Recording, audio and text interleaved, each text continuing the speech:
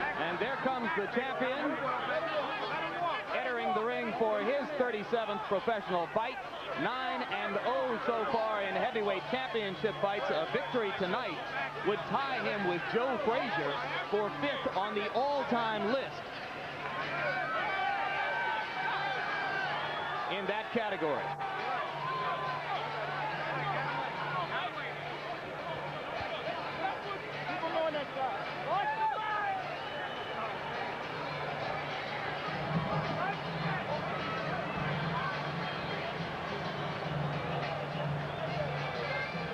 Directly in front of Tyson was Aaron Snowell. He's now stepped ahead of a security guard. Jay Bright is the man just behind Tyson's shoulders now as he prepares to step up into the ring, whipping the ripped towel off over his head. Of course, the gladiator look remains intact. Black shoes, no socks, black trunks, Mike Tyson. You know, it is a sign of the importance that boxing has to Mike Tyson, that no matter what goes on around him, he's ready to fight. As he has been 36 times with 32 knockouts so far.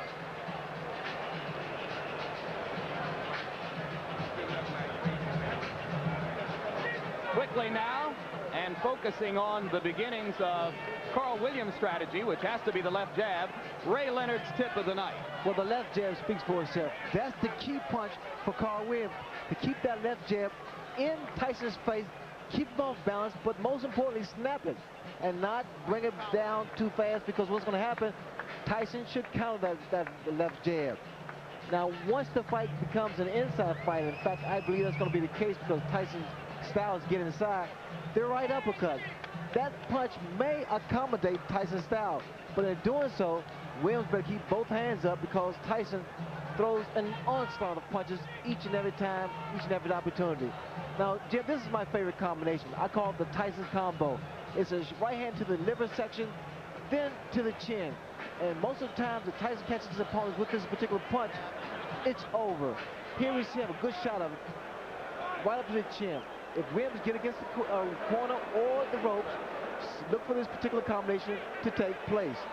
With taller opponents, Tyson has a tendency to lunge in because of the height and reach advantage. But here, he may find the same thing with the taller Williams.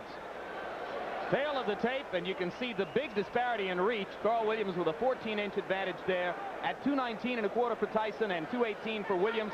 Both fighters appear to be in superb physical condition. Rules for the bout, combination, and before we look at rules, we'll look at the punch stat computations. Larry Merchant. And here is our statistical profile of the activity of the fighters, which show in the fights that we examined remarkable similarities in the number of punches thrown and landed per round by Tyson Williams. But of course, there are different kinds of punches. Tyson throws the heavier stuff. Williams throws a majority of jabs. And you see the 28 jabs per round Williams threw against Holmes. That is when he looked most effective. Rules for the fight, a combination of WBA and New Jersey rules. Most significant, the 3 knockdown rule. Rarely in effect for championship fights, is in effect tonight. It victimized Carl Williams in his fight against Mike Weaver. Now we go to the ring announcer, Michael Buffer, for pre-fight introduction. Ladies and gentlemen, good evening and welcome to Atlantic City's Convention Hall by way of Donald Trump's Trump Plaza Hotel and Casino on the boardwalk here in Atlantic City, New Jersey. Tonight, Don King Productions and the Trump Plaza present the World Heavyweight Championship.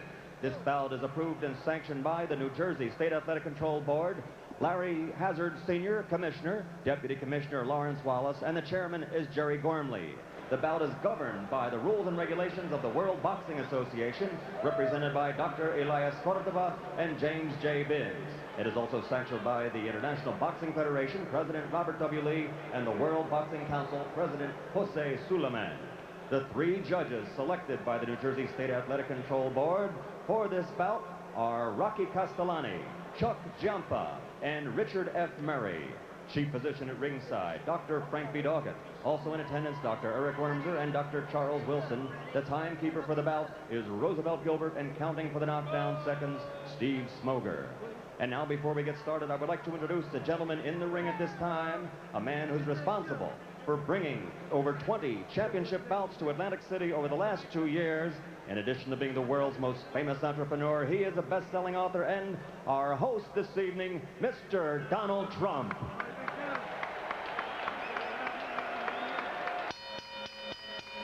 And now, ladies and gentlemen, from the Trump Plaza Hotel and Casino in Atlantic City, New Jersey, let's get ready to rumble! 12 rounds of boxing for the undisputed heavyweight championship of the world. The referee of this bout is Randy Newman. Introducing first, fighting out of the blue corner, wearing the white trunks with red trim, he weighs an even 218 pounds from Absecon, New Jersey. His professional record, 22 victories against only 2 defeats, 17 knockouts to his credit, and 14 of those 17 KOs within 5 rounds or less.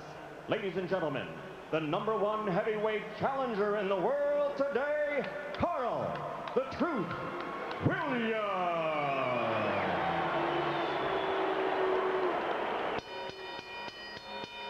And his opponent, fighting out of the red corner, wearing the solid black trunks and weighing in at 219 1/4 pounds from Catskill, New York. His professional record is unblemished with 36 consecutive victories, 32 knockouts, 28 KOs in 5 rounds or less, and 16 in the first round alone. Ladies and gentlemen, presenting the undisputed, the undefeated heavyweight champion of the world, Iron Mike Tyson.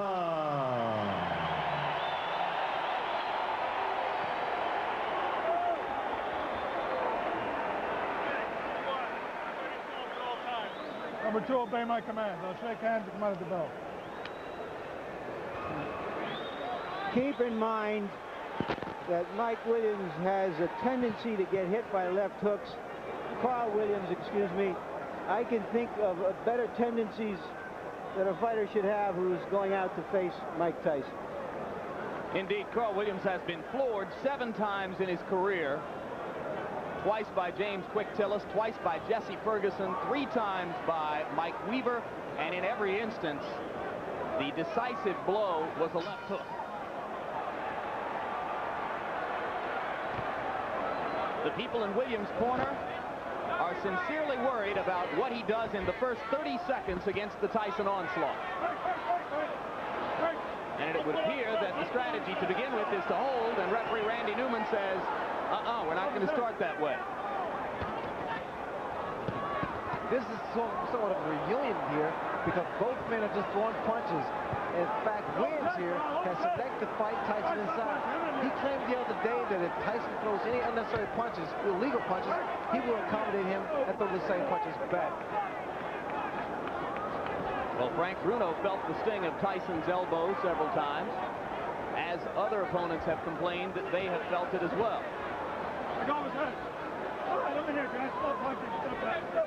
Because Williams' left jab is so strong, that should help him as long as he keeps that right hand up and watch Tyson's left hook, which is a powerful punch. That's it. Let him go.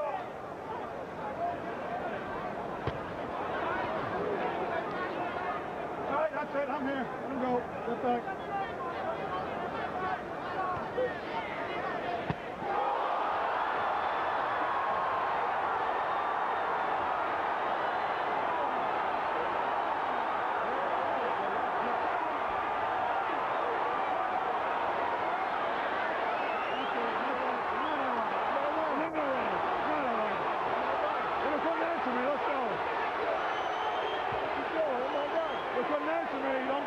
Unofficially, I've got this fight being 1 second longer than Tyson Spinks. 1:32 instead of 1:31. It was, as you started to point out, again, Larry, a left hook. Williams was very unhappy at the end of that. Randy Newman, the referee, asked him a question, obviously about how he felt or what his name was or where he was, and apparently he got the wrong answer because he stopped the fight immediately. I didn't see any reason to stop the fight. And I'm curious to see what that answer was, and I'm going into the ring to see if I can find out. Good luck, Larry. A minute 33, Larry. It was 2 seconds longer than the Spinks fight.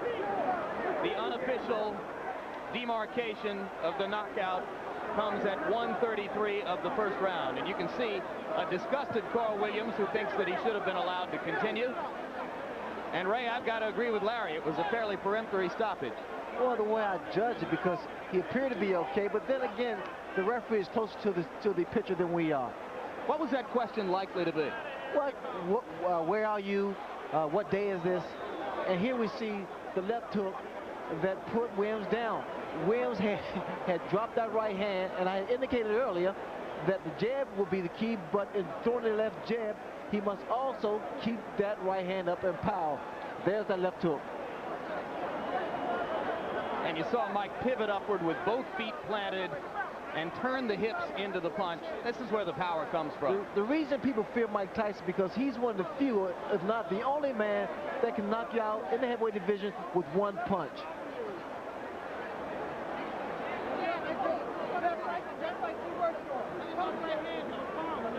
Here's another look at the devastating left hook. And what Tyson does here, he bobs and weaves, gets under that jab and counters with a beautiful left hook. Perfectly timed as Williams was dropping the right hand, just as you said he did after throwing the jab. Well, what happened for Williams, the fact that his left hand, his left jab rather, was working, and he felt very comfortable.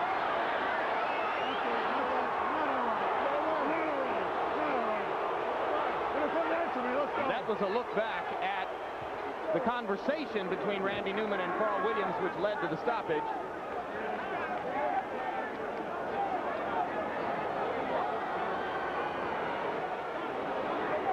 Mike Tyson, as usual, awesome.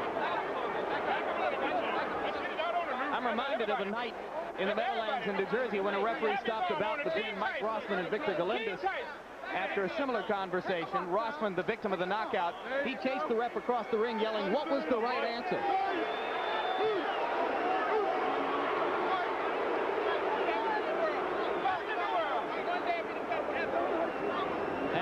I'm with Randy Newman, the referee of the fight. Obviously, the people in and out of the ring are unhappy that the fight was stopped. Randy, why did you stop the fight? When he got up at 8, he was wobbly. He wasn't standing up. He was leaning against the ropes. I asked him a question, a very simple question. How do you feel? Not for the answer, but to see how he responded. His eyes were blank. His expression was blank. He had no answer. Is there any chance that he misunderstood what you wanted him to respond to? I don't think so. Let me tell you why. He's had a lot of professional fights and a lot of amateur fights. When a fighter is knocked down, and I had 38 fights, when a fighter is knocked down, the first thing he wants to prove when he gets up to the referee is that he's in good shape. Number one, he wasn't standing on his feet. He was leaning on the ropes. Number two, he couldn't answer me. And number three, his eyes were dead. Thank you very much, Randy. And now back to ringside. All right, thanks very much, Larry, and thank you for pointing out that the crowd is booing, as there were obviously a fair number within this congregation who did not feel that the bout should have been stopped quite so quickly. Randy Newman with a decisive and clear-headed answer to the questions. He knows exactly why he did what he did. Well, Newman is a competent referee. In fact, that he must have saw something in Williams that we didn't apparently see. But from the outside looking in, it appeared that Williams got up and was able to compose himself. But then again, I think it's left up to the referee. And now we go back to Larry Merchant in the ring, I believe, with the champion. Go, Larry. All right, once again, Mike, the interview has to be longer than the fight. I'm sorry about that. What happened from your point of view? Did you see him really dazed? Well, no, I noticed my trainers were telling me we were slipping and hooking. So when we slip, because usually I come in that slip and I get in there, and that's the hardest part, is getting in there, and I never threw the punch. And so we were practicing like a slip. As soon as you're in there, instantaneously, bing, throw the punch. And I did, and I was successful. What? Were you surprised that he stayed on top of you as much as he did, that he didn't try to move? Oh, I loved it. I loved it. I just knew it took it just with a matter of time. I loved it. So you knew that as soon as he was doing that you were going to get a clean shot sooner or later. Exactly. And my punches were accurate and pinpoint, and I knew eventually I was going to get him. He has a reputation for getting hit with left hooks. Were you looking for that opening? No, I was very confident. I wanted to hit him, catch him with a good right hand. Believe me, my right hand is my favorite punch, but I never catch anyone with it. You know, it's my best punch, and I always hit guys with the left hook. All right, we're going to try to take a look at the Where's the monitor? at the monitor if we can find it, so that we can determine what happened. Champion non-pro. All right. Okay, it was a clean left hook. Did you? I mean, you sparred with him years ago. We know that it didn't mean anything. Were you surprised that he went so fast? Well, no, I knew if I catch someone clean, they'll go, regardless who they are. Mm-hmm. But you know, when the referee he hit him with a shot, it looked like he was able to get up, but I guess the referee called what he saw, because I didn't think he was hurt that bad. But I know I hit him with a clean shot. Speculate for me. How long would it have taken you to get him down a second time if the fight went on? Oh, no problem. I'd have been all over him. Maybe it's better that the referee did stop early. I would have been all over him. That's when I'm most dangerously, when I know I have someone hurt. For the record, Mike, I don't know if you know it, this fight went a couple of seconds longer than the Spinks fight. So far in this building, in the last 13 months, you've fought about 1 round and 2 fights. Well, it's good. I like coming in this building. I like being here. And Donald Trump, he don't play around. He pays that money up. And for this fight, Don told me if I knock him out, he'll pay me $100 grand. And I'm looking forward to that $100 grand. Who? Don is going to pay for you? Don King, yeah. $100 grand for a knockout. All right, we all want to be there when that happens. When is this going to happen? Right, in the post-press You conference. get yes. My church can use some of that money. Yes. All right. Reverend Henry J. Payton, Holy Trinity Baptist Church. No doubt. Let's talk about, all right, now let's talk. You've talked about being in control of your career. Tell us what you think is next. Who is next? Well, I'm just taking it one step at a time. I'll fight anybody, you know what I mean? I don't discriminate from anybody. I'm the best fighter in the world, and there's no man that can beat me. Does this mean that Holyfield is or is not your next opponent? Well, he's in my future, but I don't think he's in my immediate future. But come on, Holyfield, don't matter. That's kids' play. So you think that you'll fight Holyfield like early next year, and you may have 1 or 2 fights before then? Most likely, but you know what I mean? If they can discuss our things with their people, we can fight in 2 weeks, 3 weeks. He caught a quick knockout, I got a quick knockout. We both still need to work. We didn't get any work. All right.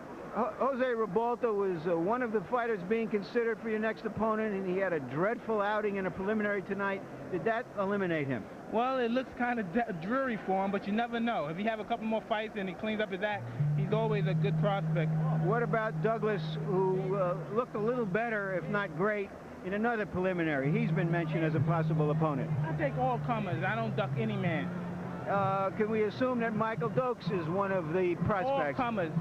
Come one, come all, because nobody can get close to me. They're not even close. I'm the best fighter in the world. There's been discussions that today people from Israel have been offering you money to come and fight there. You've been reluctant to go abroad. Do you think that as a world champion, as someone who says, I'm the best man on the planet, that you will start to fight abroad?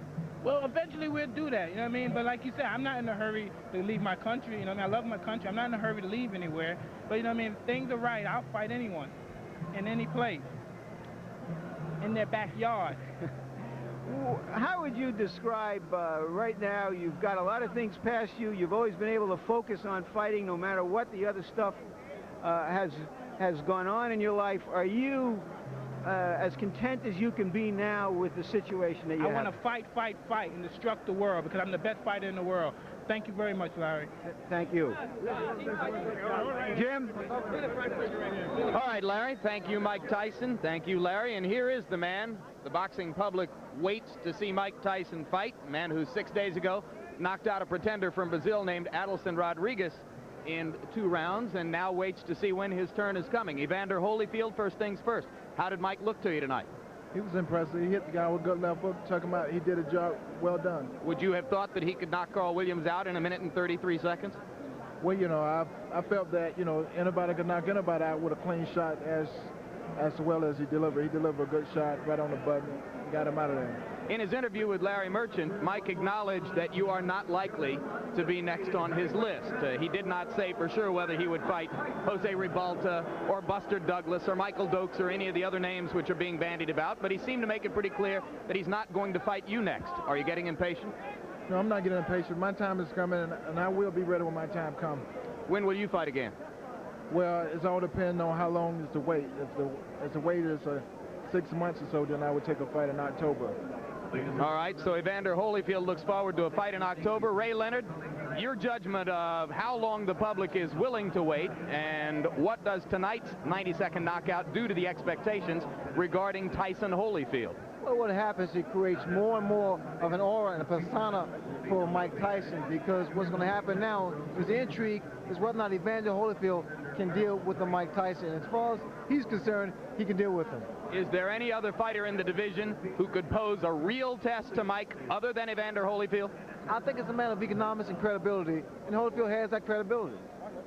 All right, Evander Holyfield, we thank you very much for your time. Congratulations on your victory last week. And we look forward to someday seeing you in the ring with the undisputed champ. Right now, we go back up to Larry Merchant for more from the ring. Larry? Okay, I'm with Carl Williams and with his trainer, Carmen Graciano. Carl, starting from the beginning, why were you as aggressive as you were, which preceded the knockout? Well, I wouldn't call it a knockout. I wasn't knocked out. I mean, he knocked me down. The referee stopped the fight. I don't know why. I think politics is involved in all of that. I think they're just setting up the Holyfield fight. Now, I wasn't even hurt. Did you understand what the referee's question when he said... My hands was up. When the referee said it, I put my hands up like this here.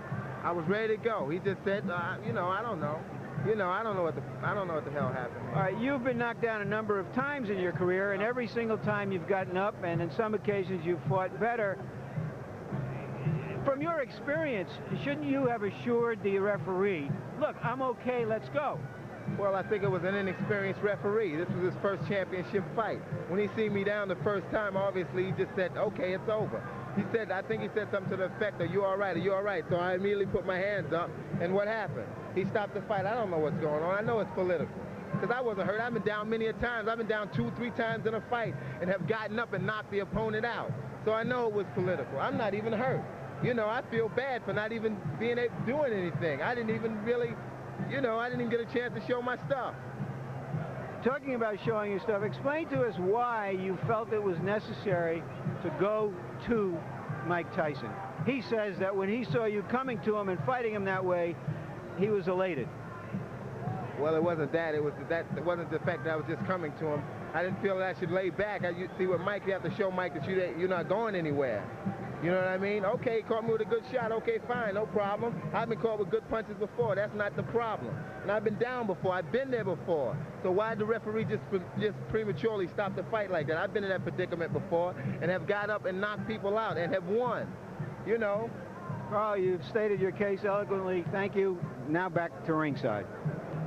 All right, thank you very much, Larry. A very animated, quite disappointed Carl Williams. Lucid, obviously clear-headed. Any further reflections on the judgment to stop the fight based on having seen Carl there, Ray?